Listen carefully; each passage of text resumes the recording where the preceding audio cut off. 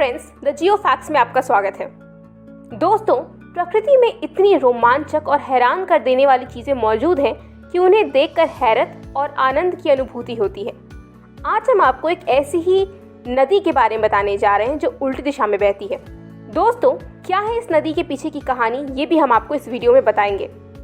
लेकिन उससे पहले आप हमारे चैनल को सब्सक्राइब जरूर करें और बेल आइकन को प्रेस करना ना भूलें। दोस्तों, नर्मदा नदी को लेकर अजीबोगरीब तथ्य मौजूद हैं।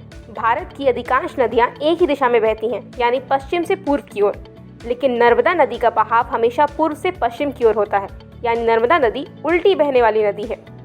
गंगा सहित अन्य नदियां जहां बंगाल की खाड़ी में गिरती हैं, वहीं नर्मदा नदी बंगाल की खाड़ी के विपरीत अरब सागर में जाकर विलीन होती है। इसकी लंबाई की बात करें तो ये 1312 किलोमीटर तक फैली हुई है। पूर्व से पश्चिम की ओर बहने वाली नर्मदा मध्य प्रदेश और गुजरात की प्रमुख नदी है। नर्मदा नदी को भी गंगा के समान ही पवित्र माना जाता है। ये नदी मैकाल पर्वत के अमरकंटक शिखर से निकलती है और इसके उद्भव स्थल से लेकर इसके संगम स्थल तक 10 करोड़ तीर्थ स्थल हैं। नर्मदा नदी के उल्टे बहाव का भौगोलिक कारण इसका रिफ्ट वैली में होना है, लेकिन पुराणों में इससे जुड़ी कई कहानियां भी बताई गई हैं।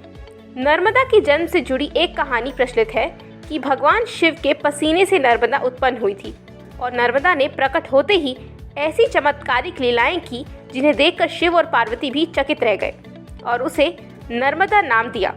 अर्थ होता है सुख देने वाली। इस नदी का एक अन्य नाम रीवा भी है।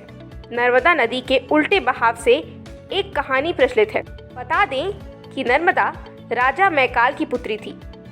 जब नर्मदा शादी के लायक हुई तो राजा मैकाल ने घोषणा कर दी कि जो राजकुमार गुलाब कावेली फूल लाएगा वो उससे अपनी पुत्री का विवाह कर देंगे।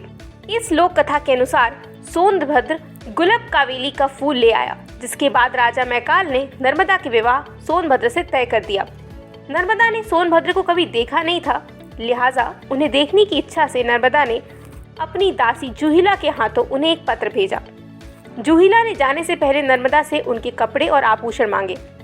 वही कपड़े और गहने पहनकर वो सोनभद्र से मिलने चली गई। सोनभद्र ने जूहिला को ही राजकुमारी समझ लिया और उसके सामने प्रेम प्रस्ताव रख दिया।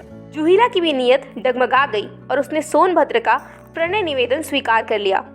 काफी दिन तक जूहिला के ना लौटने पर नर्मदा चिंतित हो गई और खुद ही सोनभद्र से मिलने चली गई। वहां जाकर उन्होंने जूहिला और सोनभद्र को एक साथ पाया। इस छल से क्रोधित होकर वो उल्टी दिशा में चलने लगी और उल्टा चलते चलते वो बंगाल की खाड़ी के बजाय अरब सागर में जाकर विलीन हो गई। तब से नर्मदा नदी उल्टी ही बह रही है। भौगोलिक स्थिति को भी देखने से पता चलता है कि नर्मदा नदी एक विशेष स्थल पर सोनभद्र नदी से अलग होती है। दोस्तों, उम्मीद है आपको ये कहानी अच्छी लगी होगी। तो आज के लिए इतना ही। अगर आप लोग नए हैं तो द जियो फैक्ट्स को सब्सक्राइब जरूर करें और इस वीडियो को लाइक करें, शेयर करें और अपना ख्याल रखें। Take care, have a nice day.